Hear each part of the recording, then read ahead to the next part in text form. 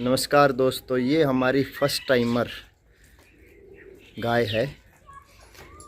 और देखना, जो इसके नीचे काल्फ है वो फीमेल काल्फ BH01 SAG संस्था जो है उसके द्वारा बनाया हुआ। तो बहुत ही शानदार रिजल्ट आया है BH01 का भी। तो दोस्तों, आजकल एक बहुत चर्चा का विषय है कि हम गाय या भैंस के दूध को चोरी कर रहे हैं, उसके बछड़े से दूध को छीन रहे हैं। तो मैं आपको बता दूं कि एक काफ के लिए जो दूध का अमाउंट है वो करीबन एक टाइम का 2.5 से 3 लीटर दूध होना चाहिए। मैक्सिमम आप उसको 5 लीटर तक भी दे सकते हैं। ये हमारे पास जो गाय है ये हमारी खुद की बछड़ी थी, छोटी बछड़ी थी, यहीं पे पैदा हुई। इसकी मदर अब भी यहाँ पे नहीं है, किसी हमारे एक साथी ने उसको उधार के तौर पे ले लिया दूध पीने के लिए। कुछ मजबूरियाँ रही होंगी, हमने उनको देना पड़ा। तो अभी इसके नीचे करीबन 11 किलो के करीब दूध है।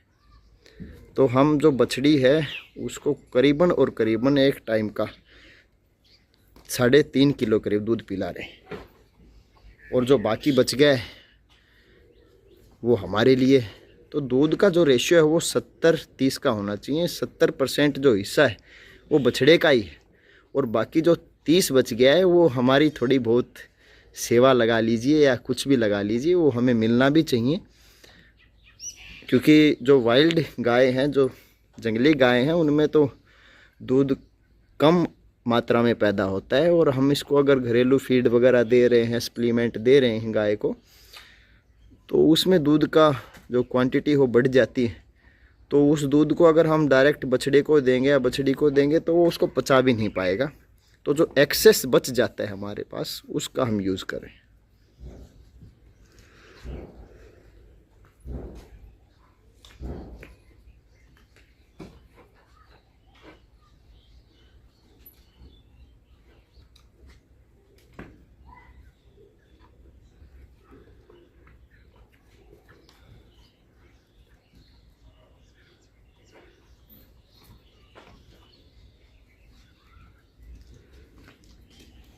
वैसे तो पैर वगैरह उठाती नहीं है, लेकिन अपनी सेफ्टी के लिए जो बुजुर्गों वाली बात है उसके ऊपर जाना पड़ेगा।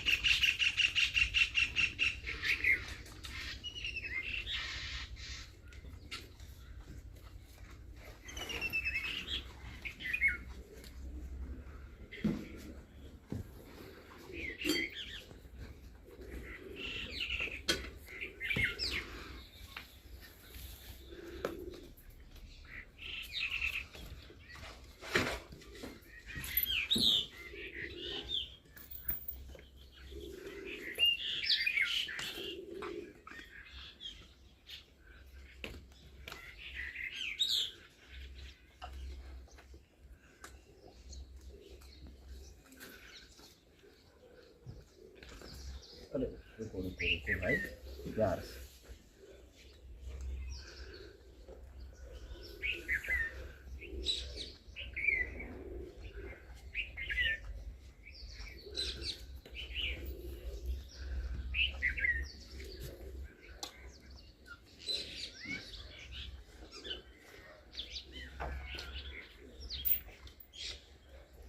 तो अभी बछड़ी ने करीबन 3.5 किलो के करीब दूध को पी लिया है। देखना, अब इसका मन भी भर गया है, ज़्यादा दूध की तरफ इतना आकर्षित नहीं, क्योंकि इसका कोटा पूरा हो गया। देखना आराम आराम से अब जो टीट्स है उनको आराम से पकड़ जाए। अब दोस्तों, अब इसको इसकी मदर के पास छोड़ देते हैं। बस भाई, बस। तो एक ख़ास बात ये है कि हम जो टीट्स हैं उनके ऊपर किसी तरीके का कोई पानी नहीं लगाएंगे, क्योंकि बहुत सारी जो बीमारियां हैं उनको जन्म देना, जितनी नमी ज़्यादा होगी उतनी बीमारियां ज़्यादा होंगी, चांसेस ज़्यादा है। तो हम इनको देखना, जो सलाइवा है बछड़ी का, वो हमारे लिए कोई नुकसानदायक चीज़ नहीं है। इसके ऊपर बस इसके झाग लगे हैं, सलाइवा लगा हुआ है। और सलाइवा जो है, राल जो है, वो तो वैसे ही प्राकृतिक एंटीबैक्टीरियल है, एंटी माइक्रोबियल है, कोई बैक्टीरिया वगैरह को रहने नहीं देती है। तो आप देखना बिल्कुल जो टिट्स हैं वो साफ़ हो गए, सूख गए। अब हम अपने लिए थोड़ा सा दूध निकाल लेंगे। और देखना, दूध निकालने के लिए भी दो तरीके हैं। एक तो लोग जो है अंगूठे का यूज़ करके दूध निकालते हैं, उससे टिट्स के ऊपर क्या रहता है कि यहाँ जख्म बनने की संभावना हो जाती है इंटरनली, जिससे थनैला बढ़ने के चांसेस हो जाते हैं। तो दूध क्या है, अंगूठे का इस्तेमाल न करके अपनी मुट्ठी का सहारा लें, इस तरीके से। ये सबसे बेस्ट तरीका है दूध निकालने के लिए। ऐसे ये देखिए,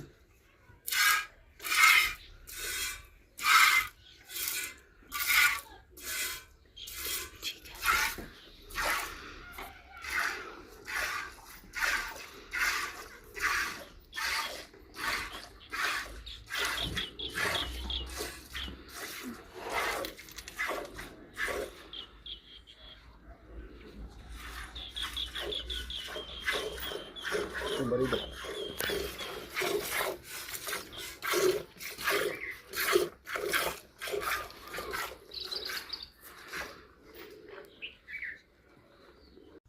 दूध निकालने के बाद हम जो टिट्स हैं, जो थन हैं, उनको एक सॉल्यूशन के अंदर डुबोएंगे। ये सॉल्यूशन जो है वो 10% पोविडीन आयोडीन, या जिसको हम बेटाडीन भी बोल देते हैं, उसका हमने बनाया, जिसमें 200 ml जो है पानी लिया और 15 ml के करीब हमने इसके अंदर बेटाडीन डाल दी। तो देखना, अब हम इनको इस सॉल्यूशन के अंदर डिप करेंगे। करीबन 2 से 3 सेकंड हम डिप करेंगे। तो जो टिट्स के छिद्र जो खुले रह जाते हैं दूध निकालने के बाद, उनके अंदर ये सॉल्यूशन हल्का सा चला जाता है।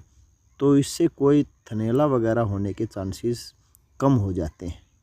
तो इस तरीके से करके हम 1 बाय 1 एक एक करके सभी जो टिट्स हैं उनको सॉल्यूशन के अंदर डुबो देंगे। तो prevention is better than cure, इस नीति के तहत हम अपने पशु को स्वस्थ रख सकते हैं।